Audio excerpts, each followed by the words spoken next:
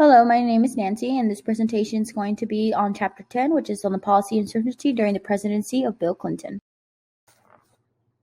First, we have the ascendancy of Bill Clinton, in which he used to be House of Representatives, attorney, and then governor before he became president. He also showed his liberal side and was not a fan of racist policies. We had the New Democrat versus Old Democrats, in which the Old Democrats were not liking the new social groups. During the presidential campaign of 1992, we had George Bush versus Bill Clinton, in which Robert Reich was also involved, and we also had Clinton's problems.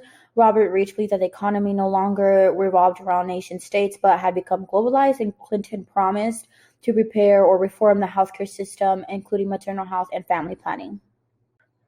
There's Clinton's grim options, in which he promised social investments, cutting taxes for both the poorer class and middle class, and to reform the healthcare system, in which the deficit would be rising to $68 billion or higher than he had also promised during the summer. For the new tax plan, part of it was to add 2.5 cents per gallon. And we also have the defund of Medicare, child care, child welfare, and mental health services, which also mainly began here. And we have entitlements such as ASW, Medicare, Medicaid, SSI, and food stamps.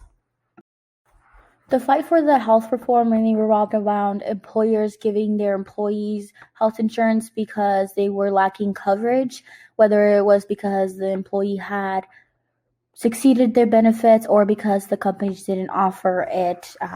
There was a big fight about the health reform and the amount given to employees.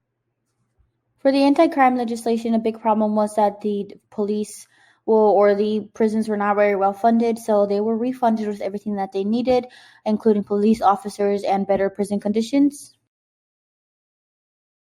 We have the budget confrontation of 1995. The main focus was just to refund Medicaid, food stamps, Social Security with the consistence of the bulk of the domestic. Here we have part 2 of the confrontation of 1995. Feel free to pause if you would like to know a little bit more about the information. During Clinton's second term, one of the biggest things he did was create the Hope Scholarship, in which it helped parents who don't meet gross income or single parents to afford school for their children. There we have the oppressed and vulnerable population, which include the women and their rights, people of color, immigrants, gay men, and lesbians, which at this point were being seen more but not accepted really. And then we have the oppression of children, in which certain health care reforms were being taken and children were suffering.